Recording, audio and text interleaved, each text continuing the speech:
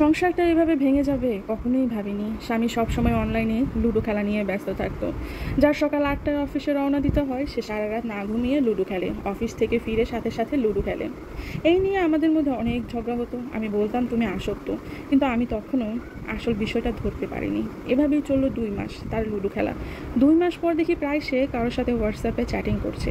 আমি ঘুমিয়ে গেলে পাশের রুমে গিয়ে ফোনে কথা বলছে। আমি সন্দেহ করি, কিন্তু বুঝতে পারিনি কি হচ্ছে। আমার আর তার বিয়েটা পারিবারিকভাবেই হয়, তাই সে কখনো আমাকে এতটা ভালোবাসা দেখায়নি। বা প্রেমের বিয়েতে যেমন মেয়েরা স্বামীর ফোন ঘাটে, আমার সে অধিকার ছিল না। কিন্তু ওর জীবনে এই লুডো খেলা আসার আগে আমরা অনেক সুখী ছিলাম। আমাদের 2 বছরের একটি মেয়ে বাবু আছে। 6 মাস চললো এভাবেই। ওনাকে যখন বললাম আপনি কি কারোর সাথে প্রেম করছেন, তখন উনি রেগে বলল আমি করি আর না করি তুই তোর ভাত কাপড় পেলেই তো হয়। ইসলাম আমাকে 4টা বিয়ের অনুমতি দিছে। আমি বলি ইসলাম আপনাকে পরকীয়ার অনুমতি দেয়নি, আর বিয়ে করতে হলেও অবশ্যই আপনাকে সব বউকে সমান ভালোবাসা এবং হক দিতে হবে। অতঃপর আমি ওনার পায়ে ধরি আপনি পরকীয়া থেকে সরে আসুন, আমাদের একটি ছোট বাচ্চা আছে। পরে জানতে পারি লুডো খেলতে খেলতে এক মেয়ের সাথে ওইখানে চ্যাটিংয়ের মাধ্যমে ফোন নাম্বার নিয়ে তাদের প্রেম হয়। উনি ওই দিন আমাকে রেগেই ওয়াদা করলো যে সে আর পরকীয়ার মধ্যে থাকবে না, সে আর পরকীয়া করবে না। এটা অনেক গুনাহ। আমি অনেক খুশি হলাম, কিন্তু 7 দিনের মাথায় দেখি উনি ওনার নতুন বউকে নিয়ে হাজির। তারা বিয়ে করছে। আমি ওই দিন তার ওয়াদার অর্থ বুঝিনি। উনি পরকীয়া থেকে বের হয়ে যাবে বলছিলেন, কিন্তু বিয়ে করে আনবেন এটা বুঝিনি।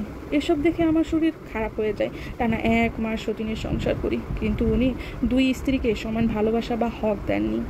কাজের লোক হিসেবে ছিলাম আমি। কলিজা একদম ছিঁড়ে যাচ্ছিল, ভিতরটা যে কীরকম একটা কষ্ট হচ্ছিল কাউকে বোঝাবার মতো ছিল না।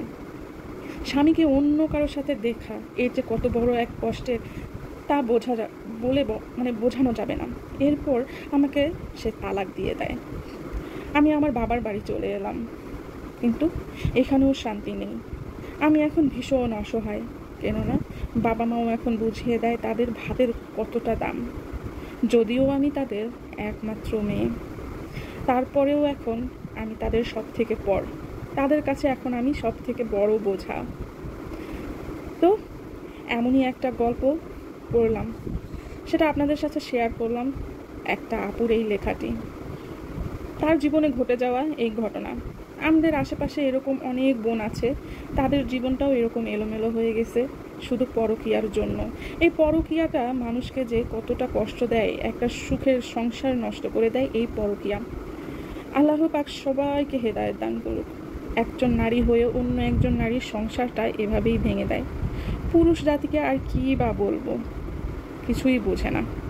তো কমেন্টে অবশ্যই জানাবেন।